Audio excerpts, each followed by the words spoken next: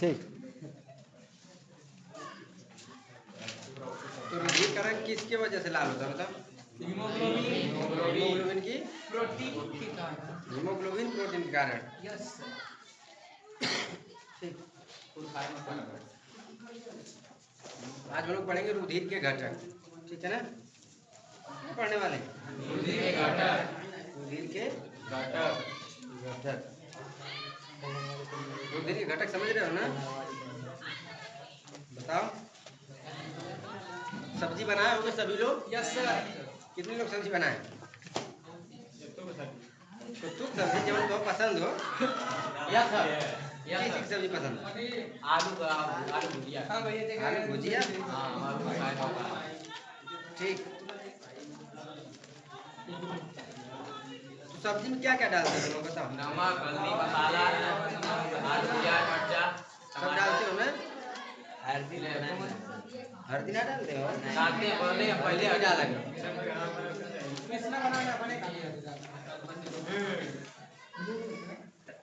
शांत हो जाओ। हम लोगों ने कल क्या पढ़ा था? रुधिर पढ़ा था, ठीक है ना? तो जो एक रुधिर सामान्य व्यक्ति का जो रुधिर होता है वो हीमोग्लोबिन की वजह से क्या होता है? लाल। हीमोग्लोबिन की वजह से क्या होता है? लाल होता है, ठीक है? यह हीमोग्लोबिन एक प्रकार क्या है? प्रोटीन है, पता है ना? Yes sir. हीमोग्लोबिन एक प्रकार क्या है? प्रोटीन है। इसकी वजह से हमारे शरीर का जो खून होता है लाल होता है। और जो खून होता है उसका पीएच मान कितना होता है? 7.3 या 4 बोल सकते हो, ठीक है ना? हाँ, तो 7.3 या 4 जो हमारे पूरे शरीर का जो इसका पीएच मान कितना है? 7.3 बोल सकते हो। चलो आइए, हमारे शरीर का पूरा कितना रक्त होता है बताओ? पूरे शरीर के भार का 8 से 9 7 से 8% होता है। कितना होता है? 7 से 8%। यानी किसी वक्त अगर किसी व्यक्ति में रक्त की मात्रा पूछा जाएगा तो उसके भार का जो है कि 7 से 8% होता है रक्त, ठीक है ना? Yes sir. हाँ, सामान्यतः ये 70 किलो के हिसाब से लिया गया है, ठीक है ना? तो हमने पढ़ा था क्या? रुधिर। अब रुधिर के हम लोग क्या पढ़ना है? घटक। यानी रुधिर में क्या क्या पाए जाते हैं? क्या क्या रुधिर में पाए जाते हैं, यही ना? तो हम लोग सब्जी बनाते हो कि ना बनाते हैं। बोलो। No sir. Yes sir. बनाते हो ना यस सर। सब्जी? सब्जी में क्या डालते हो? आलू, प्याज। आलू भी डालते होगे? Yes sir. प्याज डालते हो। इसमें क्या डालते हो? प्याज, लहसुन, मर्चा, बोल लो। प्याज, लहसुन और क्या रहता है? तेल, ठीक है ना? और फिर इसमें से हम डालते हैं क्या? मसाला भी। रुधिर को समझा रहे, पहले सुनो। रुधिर अभी तो कहने के लिए बस रुधिर है, रुधिर का रंग लाल होता है। रुधिर में बहुत कुछ पाया जाता है। रुधिर में बहुत कुछ पाया जाता है। पहले तो क्या पाया जाता है? Vitamin, plasma. क्या पाया जाता है? प्लाज्मा। और दूसरे पे नंबर पाया जाता है रुधिर कणिकाएं। रुधिर कणिकाएं, इसको हम कहीं कहीं रुधिराणु भी लिखते मिलता है। रुधिराणु क्या बोला जाता है? रुधिर के कण, यानी रुधिर के कण, रुधिर में पाए जाने वाले कण। और ये क्या है? प्लाज्मा। प्लाज्मा जो है कि ये तरल भाग होता है। कैसा भाग होता है? तरल भाग होता है। यानी यह रक्त को कैसा बनाए रखता है?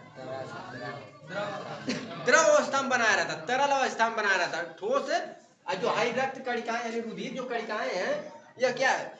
यह सब है ठोस वाले। कौन वाले हैं? ठोस वाले। जैसे हमने सब्जी में क्या डाला? जल डालते हैं कि ना? जल डालते हैं। तो जल इसको क्या बनाता है? द्रव अवस्था में, तरल अवस्था में बनाए रखता है कि ना सब्जी? और पानी निकाल लिया जाए उसमें से तब सूख जाएगी सब्जी, जलने भी लगेगी, ठीक है ना? अब आलू में जैसे पानी डाल लिए, आलू डाले, ठीक है ना? फिर क्या डाले? लहसुन प्याज अभी बताया, मसाला भी डाले हैं। तो जो मसाला है क्या करते हैं? रुधिर कणिका काम कर रहे हैं। किसके काम कर रहे हैं? रुधिर। सिंगल आदमी कौन है? रुधिर। सिंगल आदमी कौन है? सब्जी। कौन है? आलू ना, सब्जी। सब्जी में बहुत सी चीजें डाल रहे हैं, डाला जा रहा है कि ना? तो जो सब्जी में है, आलू है, प्याज है, लहसुन हो गया और मसाला तुम्हारा, यह किसका काम कर रहा है? रुधिर कणिकाओं का, यानी रुधिराणु का कार्य कर रहा है, ठीक है ना। और जो इसमें जो पानी डाले वो किसका काम कर रहा है? प्लाज्मा। किसका काम कर रहा है? तो हमारे शरीर में रुधिर के घटक कितने हुए? दो प्रकार के। एक कौन हुआ? प्लाज्मा। और कौन हुआ? पूछा जाता यानी रुधिर को कौन जो है तरल अवस्था में या द्रव अवस्था में बनाए रखता है? तो कौन बनाए रखेगा? प्लाज्मा बनाए रखेगा। और इसमें ठोस वाले कौन होंगे? रुधिर कणिकाएं। रुधिर कणिकाओं के रूप में हमारे शरीर में कौन उपस्थित होता है? आरबीसी। कौन उपस्थित होता है? दूसरा होता है और तीसरा होता है कौन होता है? प्लेटलेट्स। समझ में आया? यह तीनों हमारे रूप में क्या? ठोस अवस्था में, यानी आरबीसी, डब्ल्यूबीसी और प्लेटलेट। आलू सब्जी मसाला काम कर रहे हैं, काम में रुधिर में। समझ में आया? और जो जल है वो किसका काम कर रहा है? प्लाज्मा। पूछा जाता है कि रुधिर में जो प्लाज्मा होता है, यानी प्लाज्मा रुधिर में कितना प्रतिशत भाग बनाता है? कितना भाग बनाता है? 55% बनाता है। कितना बनाता है? रुधिर में जो है 55% कौन पाया जाएगा? प्लाज्मा पाया जाएगा। और जब 55% पाया जाएगा तो बकिया क्या रहेंगे सर? रुधिर कणिकाएं रहेंगी। तो रुधिर कणिकाएं कौन कौन सी होंगी? इसका संख्या कितनी हो जाएगा? 45%। क्या हो जाएगा? 45% क्या पाया जाएगा? रुधिर कणिकाएं। समझ में आया? अब बात करें प्लाज्मा। प्लाज्मा तो हम जान गए कि किसी भी रुधिर में दो अवस्थाएं, मतलब मानव के रुधिर में या किसी का भी रुधिर हो उसमें दो अवस्थाएं, एक प्लाज्मा पाया जाएगा, एक रुधिर कणिका।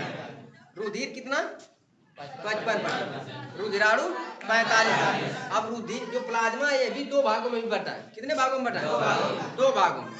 और प्लाज्मा तरल भाग, कैसा भाग है? तरल अवस्था में, ठीक है ना।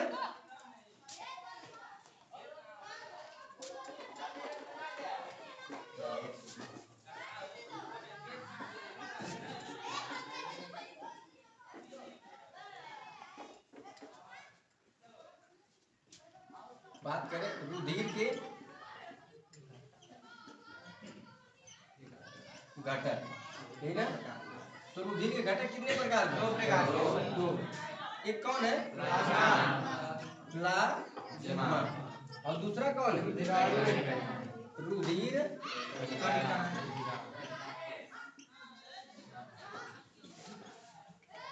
कणिकाएं, ठीक है ना। इसको रुधिराणु भी कहा जाता है। क्या कहा जाता है? तो यह जो है कि रुधिर का कितना परसेंट? 55%। और यह कितना परसेंट? 45%। समझ में आया? अब बात करेंगे केवल प्लाज्मा का, इसी बात किया जाएगा प्लाज्मा का। प्लाज्मा को भी दो भागों में बांटा गया। कितने भागों में? दो। वैसे तो 3 भागों में कहीं कहीं लिखा। प्लाज्मा में क्या पाया जाएगा? जल पाया जाएगा तभी तो होगा। प्लाज्मा में क्या पाया जाएगा? जल पाया जाएगा तभी तो वह कैसा होगा? तरल अवस्था में मिलेगा। तो पहला भाग किसका क्या हो जाएगा? जल हो जाएगा। क्या हो जाएगा? जल। और जल कितना होगा? 90% होगा। कितना होगा? और इसका दूसरा भाग होगा कौन? अन्य पदार्थ। कौन होंगे? अन्य पदार्थ में जो है कितना होगा? ये अन्य पदार्थ हैं कौन? एक है कार्बनिक पदार्थ, दूसरा कौन होंगे? दूसरा होंगे अकार्बनिक पदार्थ। समझ में आया? बनाते जा रहे हो क्या? मौका मिलेगा बनाने के लिए, सुन लो। प्लाज्मा 55% और प्लाज्मा जो जल, प्लाज्मा भी ऐसा तो है नहीं कि प्लाज्मा है तो भैया ये जो है इसका भी रंग भी पूछा जाता है, कैसा होता है, कलर होता है, ठीक है ना। तो ये बताया जाएगा। तो प्लाज्मा 55%। कितना? रुधिर का 55%। अब प्लाज्मा के अंदर पानी कितना? हम जानते हैं कि प्लाज्मा कैसा होता है? तरल अवस्था। कैसा होता है? पहला पॉइंट हम क्या लिख सकते हैं? हम लोग पहला पॉइंट इसमें जल कितना होता है? 90%। अच्छा, इसमें जल पाया जाए तो किस में होगा? तरल पदार्थ होगा। यह कैसा पदार्थ है? तरल लिख सकते हो या द्रव भी बोल सकते हो। जो बोल रहे हो तुम लोग द्रव भी बोल सकते हो। तो जो प्लाज्मा है वो 90%, यानी प्लाज्मा में जल का जो कितना परसेंट, 90%, कितना है 90%, ठीक है ना। और जो अन्य पदार्थों में जो है कि कार्बनिक और अकार्बनिक पदार्थ आएगा। तो कार्बनिक पदार्थ, बात आती है कि कार्बनिक पदार्थ कौन है और अकार्बनिक पदार्थ कौन, यही ना। तो इसमें पहले लिखते चले जाना, ठीक है ना। क्या लिखोगे इसमें, तो ये कौन सा पदार्थ, तरल पदार्थ। दूसरा पॉइंट में प्लाज्मा को लिख सकते हो कि यह जो है कि हल्का कैसा होता है, हल्का पीला होगा, कैसा होगा, हल्का पीला होगा। और तीसरे नंबर पे हम यह लिख सकते हैं कि प्लाज्मा में ही क्या, रुधिर कणिकाएं, प्लाज्मा में क्या, रुधिर जो कणिकाएं होती हैं, रुधिर कणिकाएं फैली होती हैं या तैरती है, क्या होती है, फैली होती है, क्या होती है, फैली होती है। क्योंकि हम सब्जी बनाते हैं ना, सब्जी की इसीलिए उदाहरण दिया गया है। सब्जी मसाला कैसा रहना, चलाते रहो मसाला उसमें क्या करते, पौड़ता रहेगा, मिला रहेगा, लेकिन क्या करेगा, तैरता रहेगा ना, होगा, होता है कि ना ऐसा। तो अगर प्लाज्मा में, प्लाज्मा जो है कि क्या है, एक तरह का जल है, ठीक है ना। और इस जल में क्या है, क्योंकि ये दोनों किसके भाग है, रुधिर के, प्लाज्मा भी और रुधिर कणिका भी किसके भाग है, रुधिर के। भैया यो रुधिर में पाया जा रहा है, यो रुधिर में पाया जा रहा है। ये तरल भाग है, तो जो ठोस वाला है में पौरेगा ही पौरेगा, तैरेगा ही तैरेगा, तैरेगा ना। तो इसके, तो इसी से क्या होगा, रुधिर कणिकाओं, जो रुधिर कणिकाएं होते क्या होती हैं, प्लाज्मा में फैली होती हैं, प्लाज्मा में तैरती, समझ में आया। तो इतना लिख लो, इसी तरह बनाना तो बना लो, या तो अपनी परिभाषा जैसे पेपर में लिखना है। तो इतना बात तो कॉमन होना चाहिए।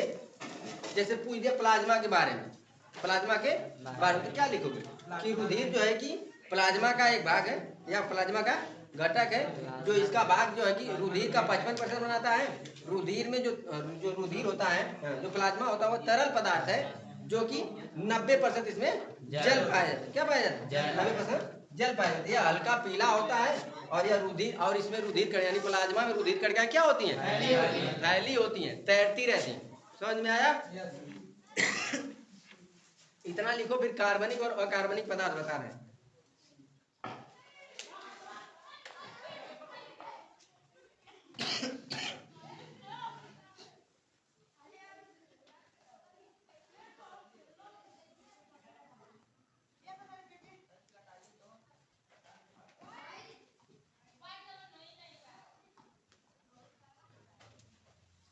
जो भी रुधिर कणिका है, इसको हम लोग बाद में पढ़ेंगे। पहले एक साइड क्या करें, खत्म कर ले, फिर दूसरा वाला पार्ट पढ़ेंगे।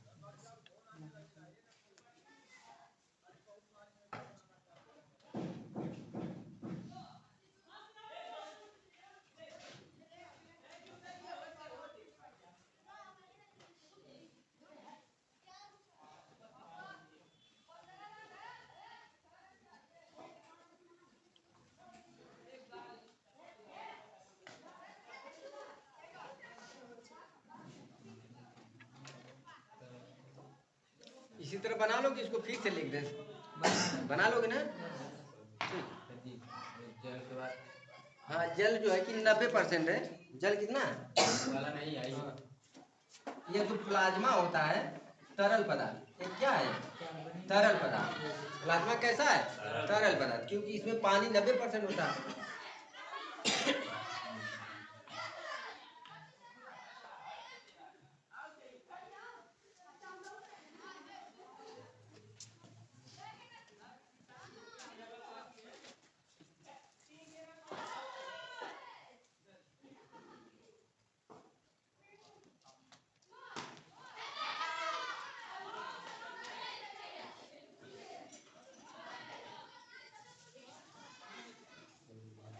लिख लिए।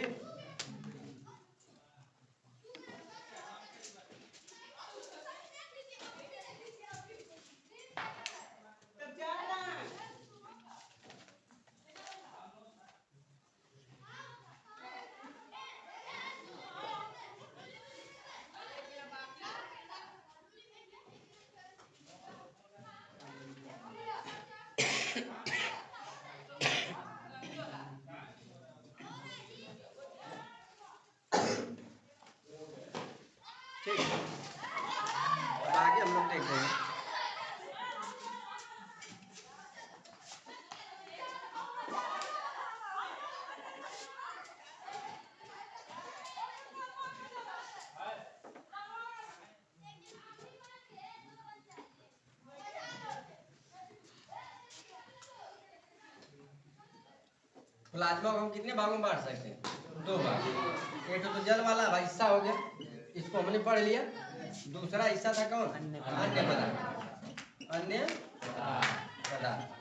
अन्य पदार्थ में कौन कौन आ रहा है? एक हो रहा है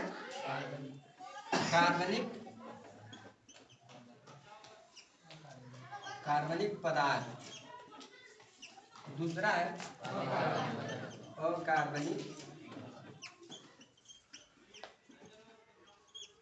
अकार्बनिक पदार्थ। ठीक है। अब बात आती है कि कार्बनिक पदार्थ कौन कौन होते हैं। ठीक है ना। आखिर ऐसे कौन से कार्बनिक पदार्थ होते हैं जो कहाँ पाए जाते हैं? प्लाज्मा में। अब प्लाज्मा में पाए जाते हैं, इसका मतलब रुधिर में पाए जाते हैं। प्लाज्मा कहाँ पाया जाता है? रुधिर में। यानी ऐसे कौन से कार्बनिक पदार्थ जो हमारे रुधिर में पाए जाते हैं, और रुधिर में पाए जाते हैं लेकिन उसका परिवहन भी हो रहा है। रुधिर क्या कर रहा है? परिवहन ही तो कर रहा है। एक स्थान से दूसरे स्थान हमारे शरीर में पूरा भ्रमण कर रहा है। हमारे शरीर क्या कर रहा है? भ्रमण कर रहा है। और भ्रमण कर रहा है तो इसके साथ साथ कार्बनिक पदार्थ भी भ्रमण कर रहे हैं और अकार्बनिक पदार्थ भी भ्रमण कर रहे हैं। कर रहे हैं कि नहीं कर रहे हैं? तो वो कौन सा कार्बनिक पदार्थ है जो रक्त में क्या कर रहे हैं? बह रहे हैं। ठीक है ना। तो इसमें पहला पॉइंट हम क्या लिख सकते हैं? पहला पॉइंट लिखते हैं पोषक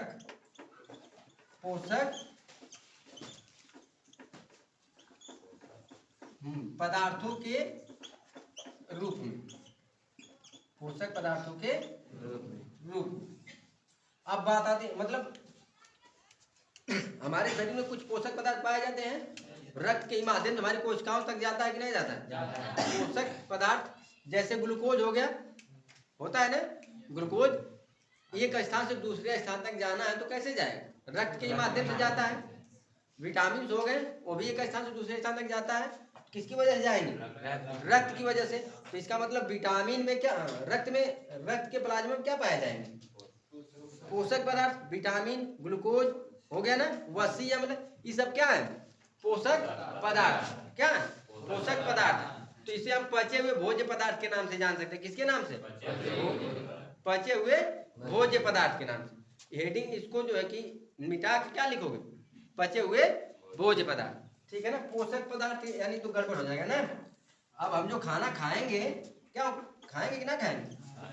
तो चाहे जो भी खाएं वो पचेगा तभी तो। पचे हुए क्या होगा? भोज्य पदार्थ। पचे हुए भोज्य पदार्थ। अब जो हम खाना खाएंगे, हो सकता है ऐसा कोई चीज खाएं जिसमें क्या हो? विटामिन।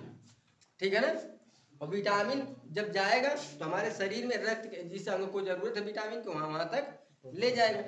अब ग्लूकोज है, ग्लूकोज की आवश्यकता हमारे शरीर में ऊर्जा के रूप में किया जाता है। ग्लूकोज का उपयोग कहाँ किया जाता है? ऊर्जा के रूप में किया जाता है ना। तो ऊर्जा की आवश्यकता हमारे शरीर को है। तो आंख झपका रहे हो तब वो ऊर्जा की आवश्यकता पड़ती है। आंख अगर झपका रहे हो तभी उसमें क्या हो रहा है? ऊर्जा लग रही है।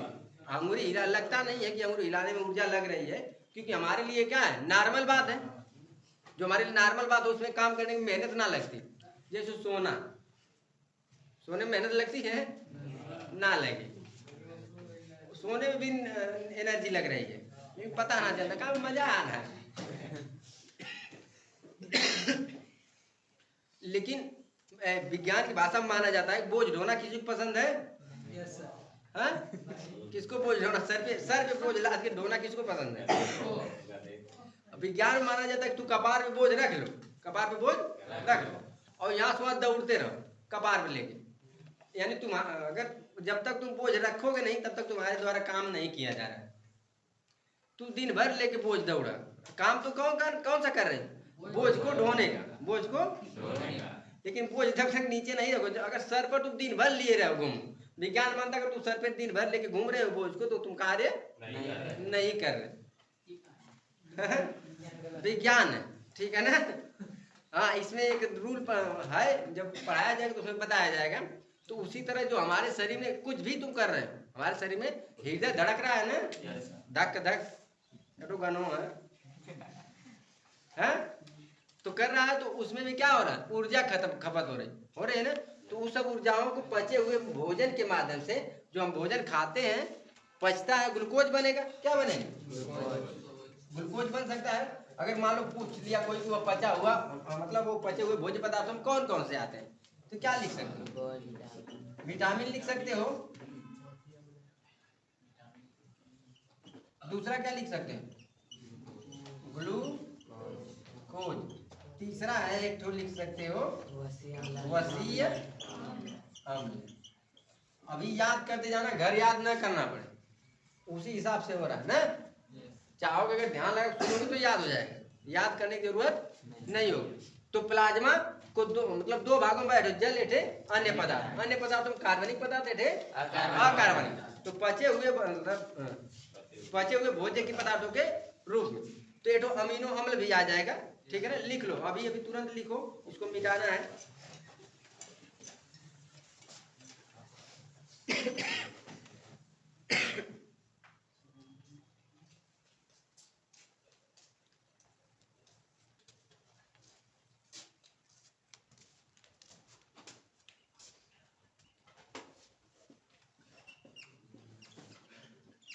अमीनो अम्ल यानी कार्बनिक पदार्थ कौन कौन से हो जाएगा? विटामिन, ग्लूकोज, वसीय अम्ल, अमीनो अम्ल, ये सब क्या है? कार्बनिक पदार्थ जो हमारे शरीर में जो रक्त पाया जाता है उस रक्त में प्लाज्मा के साथ साथ क्या करते हैं? बहते हैं। क्या करते हैं? बहते हैं, दौड़ते रहते हैं, सब WR है। ठीक है ना। हाँ, अब दूसरे लिख लिए। दूसरी बात हम जानेंगे प्रोटीन। इस प्लाज्मा में क्या पाया जाते हैं? प्रोटीन पाए जाते हैं। ठीक है ना। अब वो वाला प्रोटीन नहीं जिससे तुम लोग खा के जो है कि बॉडी बनाते हो जिम में जाके, ये प्रोटीन आता है ना। इसको खाते हो जो जिम में जाता है। हाँ हाँ, और खाओगे जब निकलता है वहां से तो कुछ एक घंटा तक लगता है कि देने कुछ जान, और बाद फिर लगवा जाता है। बोझा ढोआ तो फिर वो काम खत्म, बोझा ढोआ तो फिर। तो हम कार्बनिक पदार्थ के रूप में कुछ प्रोटीन भी बहते हैं। क्या मिलते हैं? प्रोटीन भी मिलते हैं कार्बनिक पदार्थ के रूप में। यानी प्लाज्मा में जो कार्बनिक पदार्थ है उस कार्बनिक पदार्थ में प्रोटीन भी पाया जाता है। क्या पाया जाता है? प्रोटीन भी पाया जाता है। प्रोटीन उसे किताब में तुम्हारे दुइयठ दिया है, एक थ्रोम्बिन दिया है, एक दिया है कौन कौन दिया? हाँ, जैसे उसमें हाँ जो डिटेल में लिखने के लिए लिखा है, लेकिन उसका डिटेल जो दिया है दुइयक दिया है, प्रोथ्रोम्बिन का दिया है और एक किसका दिया? फाइब्रोबिन का। ठीक है ना। प्रोथ्रोम्बिन हुआ है फाइब्रिनोजेन हुआ। तो वैसे 5, एक तो हिपैरिन हो गया, एक कौन से हो गया? प्रोथ्रोम्बिन, और एक हो गया फाइब्रिनोजेन, और एक है एल्ब्यूमिन, और एक है ग्लोबिन। क्या है? ग्लोबिन।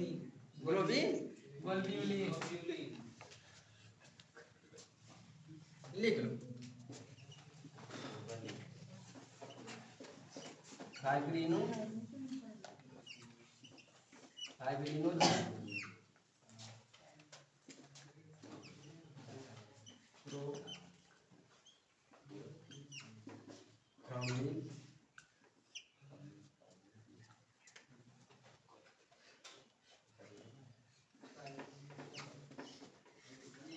एल्ब्यूमिन,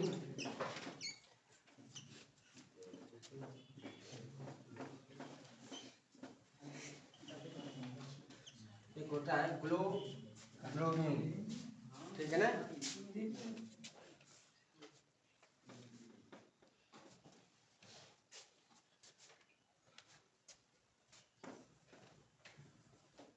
दिख रहा है ना पीछे साफ साफ? हाँ, पता चले हम लिख रहे हैं और ग्लोब्यूमिन। ठीक है ना। और एक लास्ट में है हिपैरिन।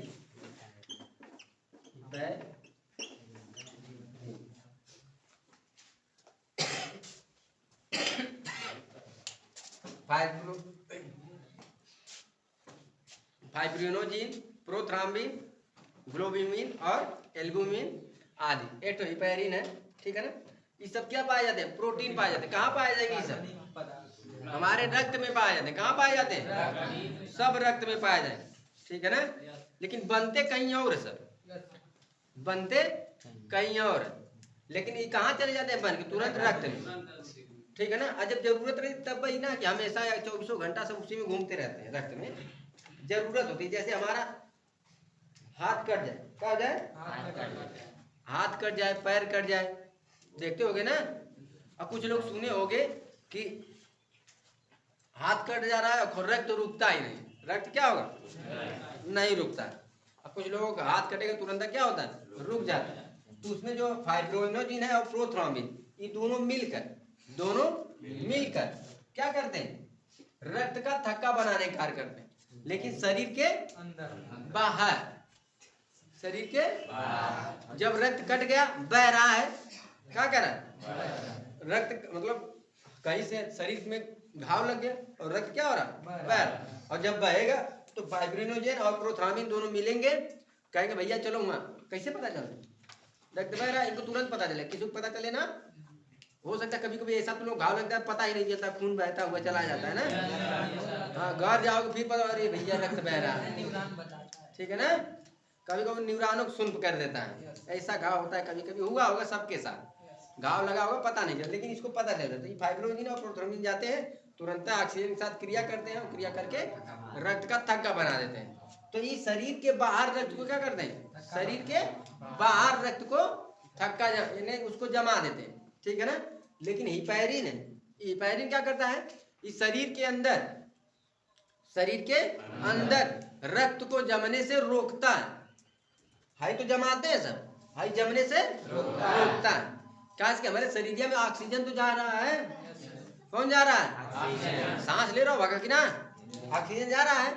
आमा भाई ने कहे कि प्रोथ्रोम्बिन और फाइब्रिनोजिन ऑक्सीजन सब जाकर क्या करते हैं, रक्त का थक्का जमा, तो उसको रोकने के लिए कौन है, हिपैरिन। हिपैरिन क्या करता है कि शरीर के अंदर रक्त को जमने, लेकिन यह है क्या, प्रोटीन है क्या, यानी सब कहाँ प्रोटीन। तो पांचों प्रोटीन के नाम बताओ चलो,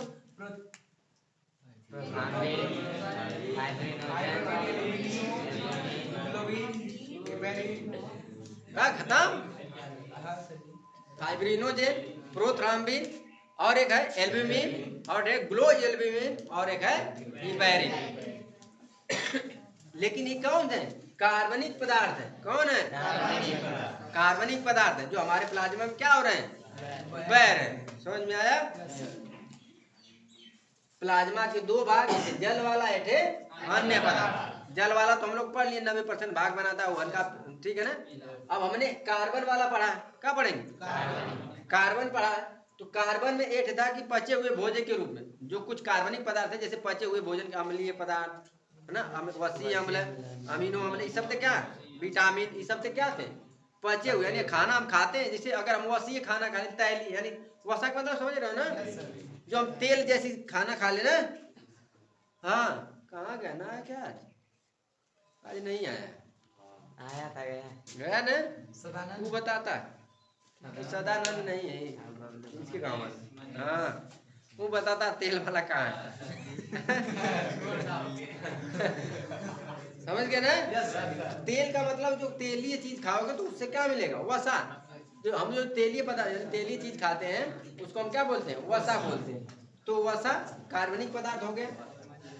अब प्रोटीन की बात करें, प्रोटीन भी किस कार्बनिक पदार्थ के रूप में हमारे प्लाज्मा यानी रक्त में घूमता रहता है। तो उसमें फाइब्रोनोजिन, प्रोथ्रोम्बिन और एल्ब्यूमिन और ग्लोएल्ब्यूमिन, हिपैरिन। समझ में आया। और तीसरा हम जान सकते हैं उत्सर्जी पदार्थ के रूप में, उत्सर्जी भैया हमारे शरीर से उत्सर्जी पदार्थ भी तो निकलता है, हाँ। लेकिन हम अब जब ब्रिक पढ़ेंगे तो उसमें जानेंगे कि जो है कि रक्त के साथ जब खराब आदमी, जैसे घर पे जो है कि गेहूं पछोड़ते हो तुम लोग ना, खराब चीज खा के फेंक देते हो, बड़ी का फिर बनाते हो ना, तो जो ब्रिक होता है, जो रक्त में जो भी अशुद्धियां मिले, उत्सर्जी पदार्थ मिले होते हैं, उसको क्या करता है, छाटता है, छाट के क्या करता है, बाहर करेगा। और जो बढ़िया चीज रहेगा शरीर के अंदर भेज देगा, और जो खराब रहेगा उत्सर्जी अंगों के माध्यम से क्या करेगा, शरीर से बाहर कर देगा। तो अब तीसरा पॉइंट लिख सकते हैं किसके रूप में, उत्सर्जी पदार्थों के रूप में। यानी अभी कौन सा पढ़ रहे हैं हम, कार्बनिक पदार्थ पढ़ रहे हैं। क्या पढ़ रहे हैं, कार्बनिक पदार्थ। कार्बनिक पदार्थ में हम लोग तीसरा पॉइंट पढ़ सकते हैं क्या, उत्सर्जी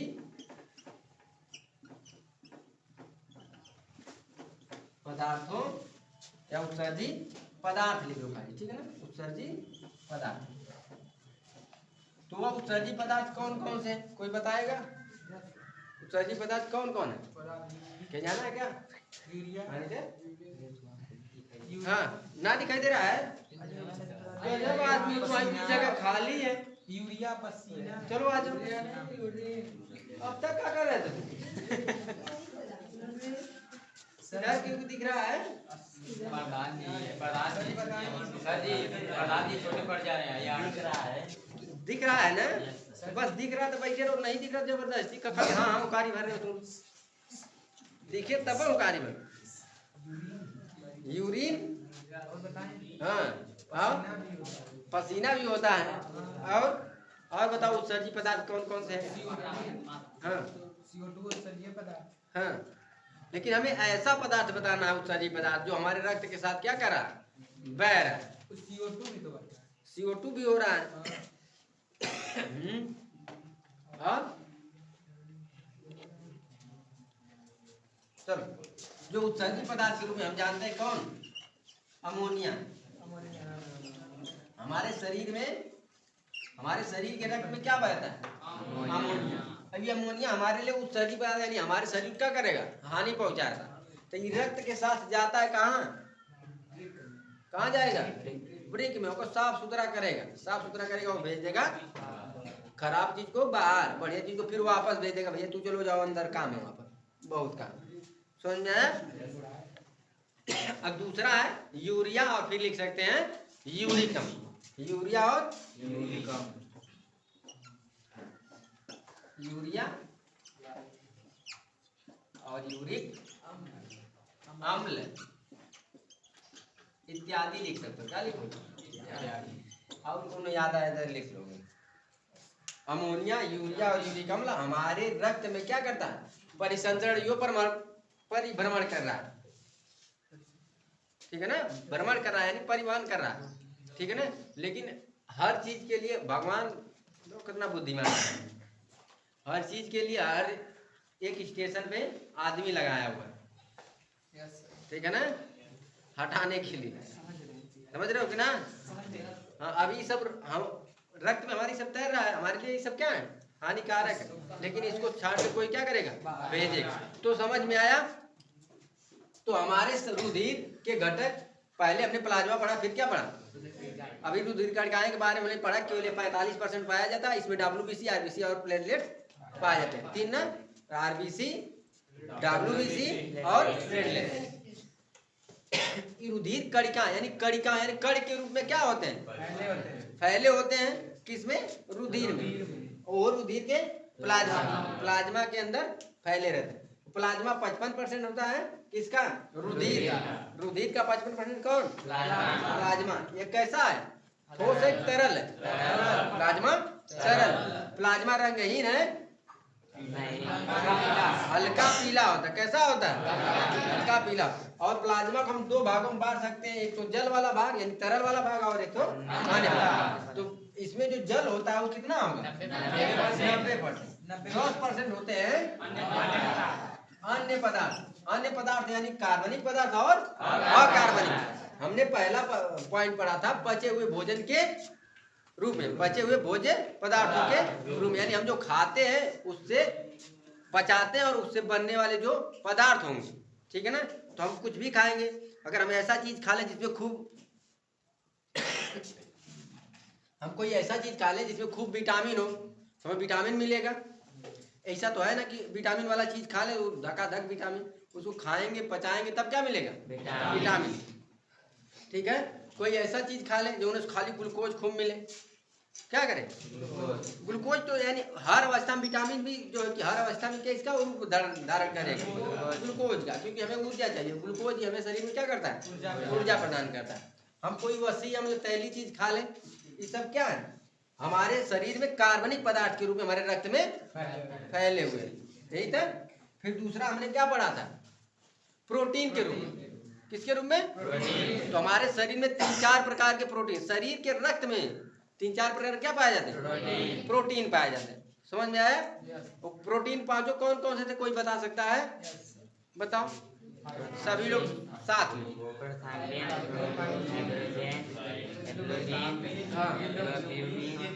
फाइब्रिनोजेन, पहला कौन था? फाइब्रिनोजेन। फाइब्रिनोजेन, प्रोथ्रम्बिन, यही ना? और तीसरा क्या था? ग्लोब्यूमिन है, एल्बुमिन है, और एक है हेपेरिन। ठीक है ना? अब आगे तुम लोग डाल लिख सकते हो नोट। क्या लिखोगे? नोट डालो। और नोट में अब उस प्रोटीन का, किस प्रोटीन का क्या कार्य है उसको लिखेंगे, क्योंकि उस समय अभी समझाए हैं, हम जानते हैं एक दिन बाद तो लोग भूल जाओगे, है ना? ऐसी आपकी सोच गलत है। गलत है, कल फिर पूछा जाएगा तब। एकदम पूछ लीजिए।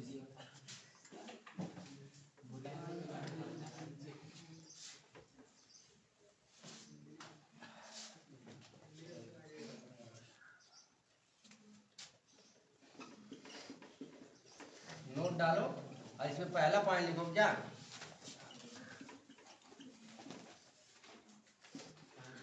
फाइब्रिनो जन जेन, जो भी एक ठीक है, दोनों जन जेन दोनों ठीक है, ठीक है ना? फाइब्रिनो जेन, और एक क्या था? एवं प्रोथ्रम्बिन, ठीक है ना? लिखो प्रोथ्रम्बिन।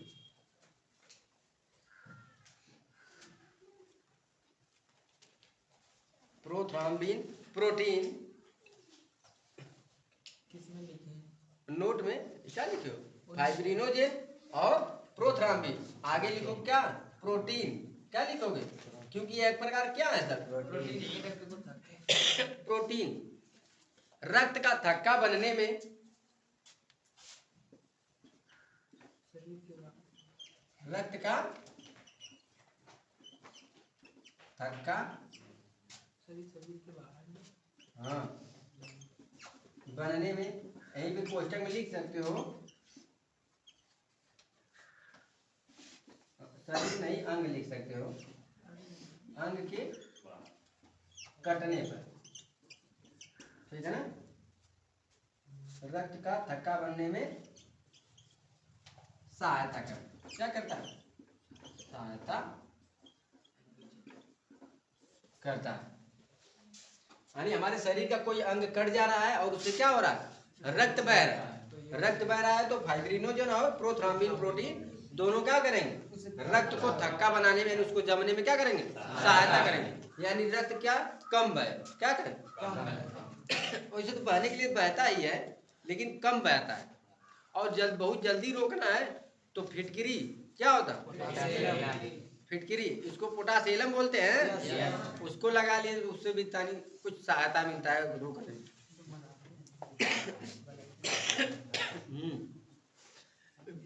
दूसरा पॉइंट में लिखोगे, दूसरा पॉइंट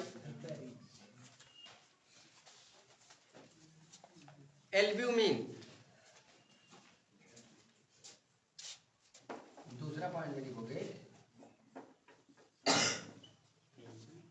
एल्ब्यूमिन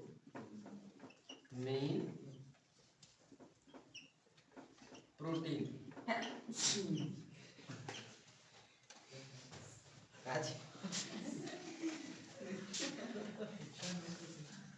एल्ब्यूमिन प्रोटीन हो गया। यह रुधिर के प्रति स्कंदन को,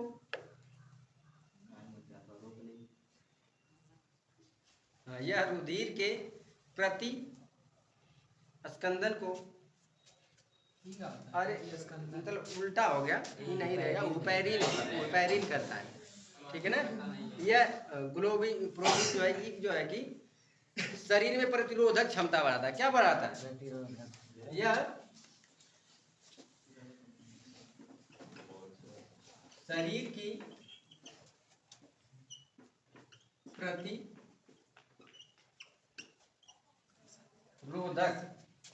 क्षमता को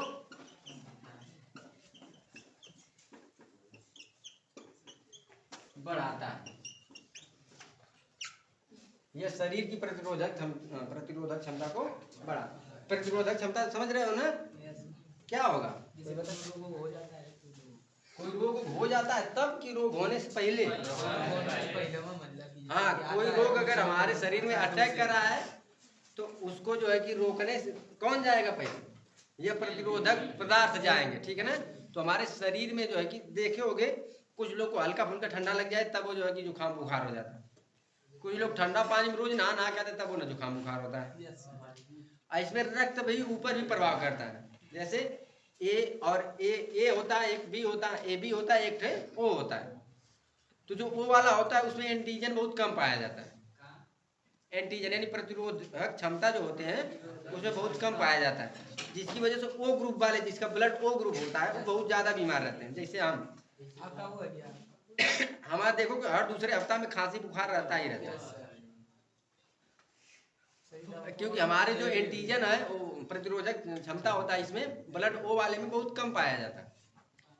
तो ये हमेशा बीमार रहते हैं। हल्का मतलब बहुत ज्यादा ना, हल्का फुल्का बीमारी हमेशा घेरे रहता है, क्योंकि थोड़ा सा भी ठंडा लग जाएगा तुरंत बीमार, तनी से पानी लगा बीमार, तनी से धूप लग गया बीमार। ये वाली है, क्योंकि उसमें प्रतिरोधक जो क्षमता होता है वो वाले ग्रुप में कम होता है, और ए ओ बी वाले होते हैं उसमें ज्यादा होता है। जब ग्रुप ब्लड ग्रुप पढ़ाया जाएगा, अभी तो यहाँ नहीं, 11 मिलेगा ब्लड ग्रुप। सर वो बहुत कम भी होता है ना? हाँ हो गया। अब इसका निर्माण भी, एल्ब्यूमिन का निर्माण पूछ देता है कभी कभी, कहाँ होता है एल्ब्यूमिन का निर्माण। तो इसका निर्माण कहाँ होता है? यकृत। कुछ बात है क्या कोई पीछे? कुछ बात है? यकृत, यकृत को हम क्या बोलते हैं? लीवर बोलते हैं। तो एल्ब्यूमिन का निर्माण यानी एल्ब्यूमिन प्रोटीन का निर्माण कहाँ होता है? लीवर यानी यकृत में होता है। इसका भी निर्माण कहाँ होता है? लीवर में होता है, यानी यकृत में होता है। ठीक है ना? लिख उल्टा हो गया। सर यकृत का भाग, ठीक है ना? क्या बोल रहे हो? यकृत का भाग, यकृत का भाग वेट हो, क्या बता रहा है? का 1.5 से 2 ग्राम ग्राम केजी। ठीक। नहीं सही। तो जो ग्लोब्यूलिन प्रोटीन होता है, इसका निर्माण होता है यकृत में।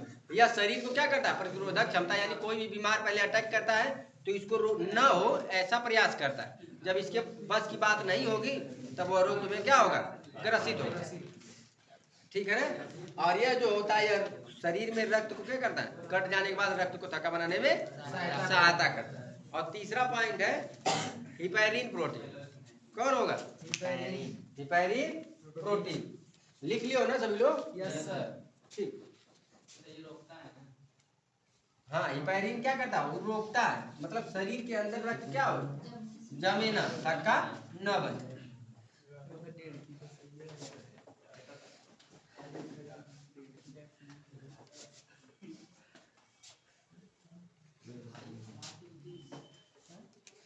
तीसरा पॉइंट हो जाएगा हिपैरिन। यह शरीर के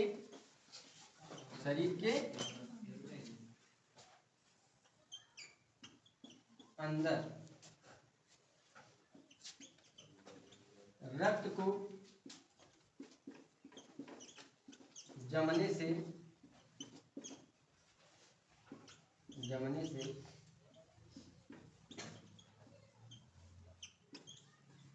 रोकता है। ये शरीर के अंदर क्या करे? कहीं कहीं यही लिख के दे देता है क्या? रक्त का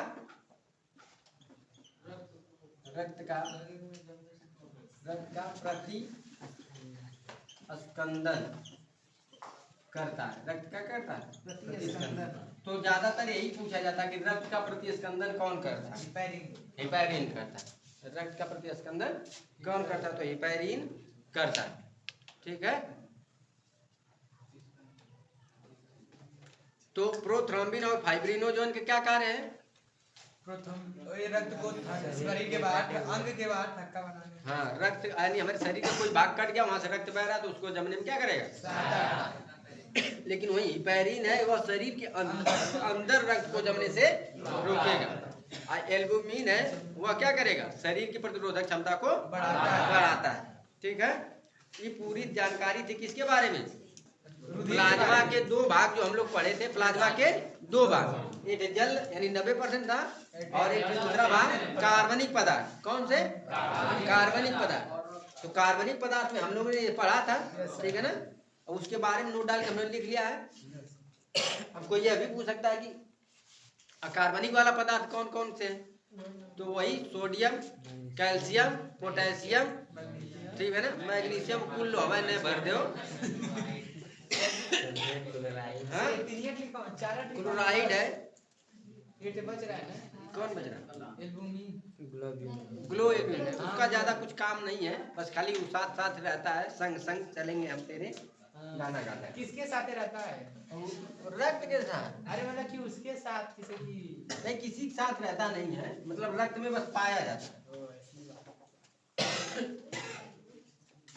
रक्त में पाया जाता है। हम लोग ये भी डाला था कार्बनिक और एक अकार्बनिक। तो अकार्बनिक में कौन कौन से आ जाएंगे? अकार्बनिक मैग्नीशियम, पदार्थ। तो ये में लिख लो, सोडियम, पोटेशियम, सोडियम एक है, पोटेशियम, मैग्नीशियम, कैल्शियम भी आएगा, आएगा कि नहीं आएगा? कैल्शियम, क्लोराइड,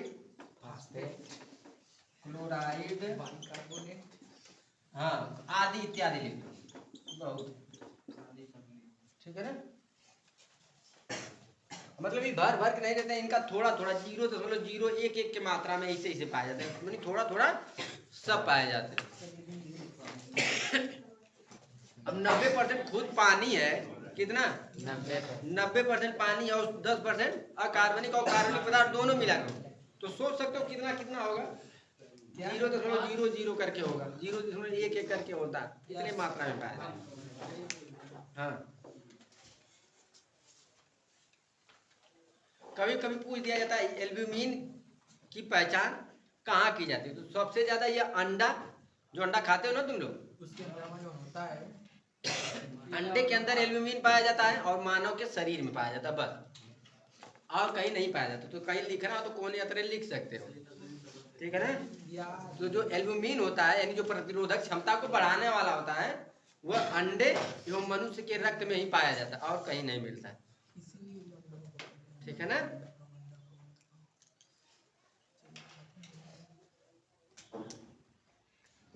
ये बात है, ठीक।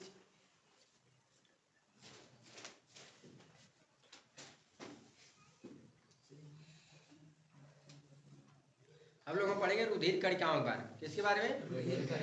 तो रुधिर कणिकाओं के बारे में थोड़ा बहुत जानकारी ले लेते हैं, लेकिन डिटेल में कल पढ़ा जाएगा, ठीक है ना, क्योंकि उसमें बहुत समय लगेगा। शॉर्ट में थोड़ा बहुत समझ सकते हैं। तो रुधिर के घटक में हम लोग किसको पढ़ लिया? प्लाज्मा को पढ़ लिया। अब बचा कौन है? रुधिर कणिका। कौन बचा? दूसरा भाग है रुधिर कणिकाएं, या इसको हम बोलते हैं रुधिर जाल, ठीक है ना। तो संरचना के हिसाब से, संरचना यानी बनावट के हिसाब से, ठीक है ना, जो मानव में रुधिर होता है वह 3 प्रकार का। कितने प्रकार का होगा? 3 प्रकार का होता है। कितने प्रकार का होता है? 3 प्रकार। पहला तो हम जानते कौन? RBC। कौन होगा? दूसरा WBC। बस 2। और तीसरा कौन हो सकता है? हाँ?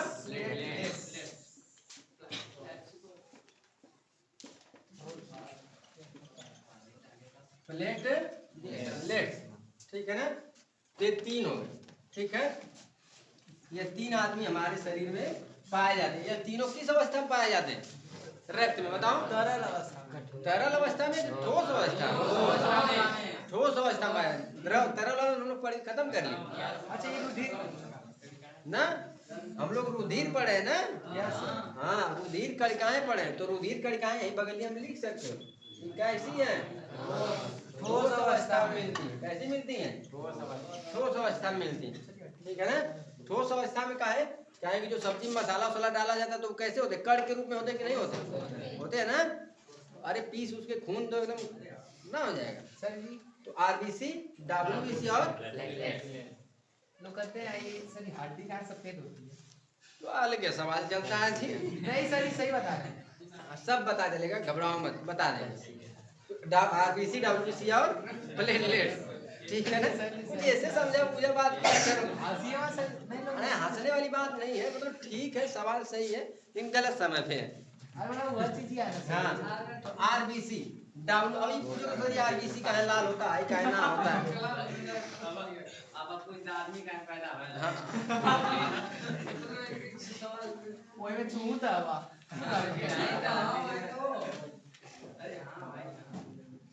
हो गया तुम लोगों का, अच्छा ठीक है। तो आरबीसी का फुल फॉर्म क्या होता है?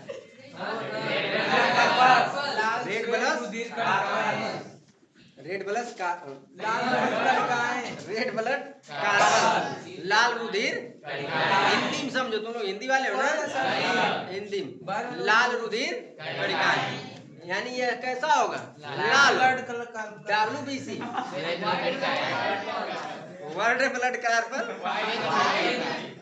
अरे वर्ल्ड वाइड ना पढ़ रहे हो, व्हाइट ब्लड कार्पल्स, श्वेत रुधिर कणिकाएं, यानी वह ऐसी कणिका जो कैसे रंग की हैं,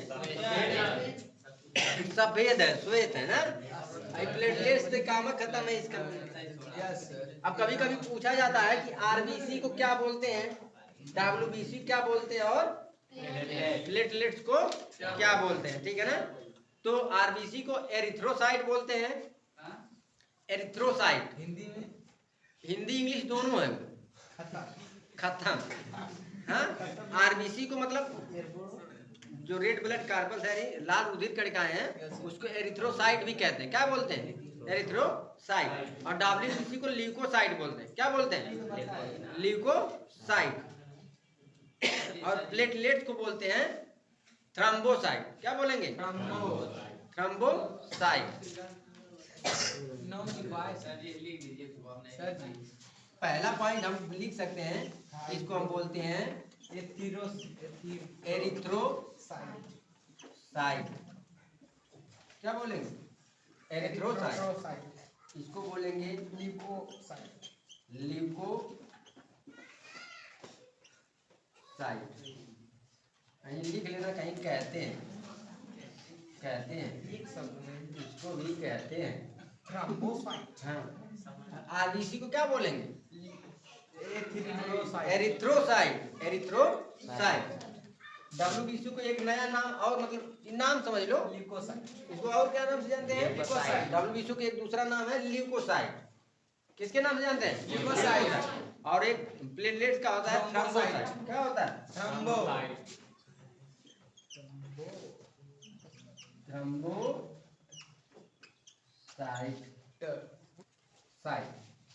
ठीक है। यस। कल से हम लोग हेडिंग डालेंगे एक एक का, उसके बारे में जानेंगे। कभी कभी पूछ लेता कि आरबीसी की संख्या बताइए, डब्ल्यूबीसी की संख्या बताइए, 55 45 प्लेटलेट्स की संख्या बताइए। आप बताओ प्लेटलेट्स की, आरबीसी डब्ल्यूबीसी का दिया हुआ है? नहीं दिया है सर, नहीं तो बता देते। जीवन काल पूछ लिए था, क्या पूछा है? जीवन काल दिया है मैं बता दे रहा हूं। इसका जीवन काल, डब्ल्यूबीसी का जीवन काल, इसका जीवन काल दिया ही नहीं तो बता दे। हाँ, अब बताओ, बता रहे थे ना, 2 से 5 लाख। 2 से 5 लाख जीवन काल। नहीं सर। हाँ, तो जो आरबीसी होती है उसकी संख्या 50 लाख होती है। 45 से 50, मतलब 45 से 55 दिया रहता है, तो मैक्सिमम मान लेते हैं कि 50 लाख एक आदमी में हो सकती है। मतलब 50 लाख रहेगा तो आदमी ठीक ठाक से एकदम बढ़िया मस्त है, ठीक है ना। कहीं कहीं 50 लाख मिलियन में लिख देता है ऑप्शन, जैसे ऑप्शन वाला पूछता है ना, तो 50 लाख को मिलियन में लिख दे, तो 50 लाख को अगर मिलियन में बदलेंगे तो कितना होगा बताओ, 50 लाख को अगर मिलियन में कहना हो कि कितना मिलियन होगा तो कितना मिलियन कहेंगे इसको? 50 लाख को अगर मिलियन में लिखना हो तो कितना बोल, कुल मिला जुला के 5 मिलियन। 5 मिलियन कितना होगा? 5 मिलियन। शाबाश, समझ तो गया, हम कहीं ना समझ रहे हैं, ठीक है ना। WBC की संख्या होती है कितनी? बताइए। बताए हो ना तुम लोग? दिया था लेकिन 500 से 900 950। 500 से 950। तो हम लोग मान लेते हैं कि 10,000 है, 9 सना 10,000 होगा, 9,000 होगा, 9,500। तो हम लोग लगभग मानते हैं कितनी? 10,000। इसकी संख्या कितनी हो सकती है? 10,000। और इसकी संख्या हो सकती है 2 लाख। प्लेटलेट संख्या कितनी हो सकती है? 2 लाख। 2 लाख। इसकी जो संख्या होती है 50 लाख। कितनी होती है? 50 लाख। हम मिलियन की बात करेंगे तो कितनी हो जाएगी? 5 मिलियन। जीवन काल इसका कितना होगा? 120 दिन, है ना। इसका जो जीवन काल है, मतलब इसकी जो संख्या होती है कितना होगा? लगभग हम बोल रहे हैं 10,000। कितनी होती है? 10,000। बहुत कम है। इसका होता है 7 लाख। मतलब हाँ 2 लाख। कितना होगा? 2 लाख। गड़बड़ हो गया। इसका जीवन काल 7 दिन का होता है। कितने दिन का? प्लेटलेट्स का जीवन काल कितना होगा? 7 दिन का। कितनी होता है? किसका? ल्यूकोसाइट का जीवन का। वैसे ल्यूकोसाइट का, हाँ ठीक है। इसका जो कि हम लोग मानते हैं उसे 2 से 4 दिया होता है, तो मैक्सिमम हम लोग 4 दिन मानेंगे। कितना? हाँ 4 दिन जीवन काल इसका में लिख लो, ठीक है ना। कितना दिन? 4 दिन।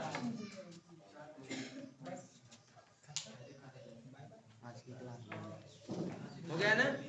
तो इतना कल याद करके आओ, पहले इसका रिव्यू लिया जाएगा, कितना लोग दिमाग में है, कितना लोग डिलीट कर दिए, ठीक है ना।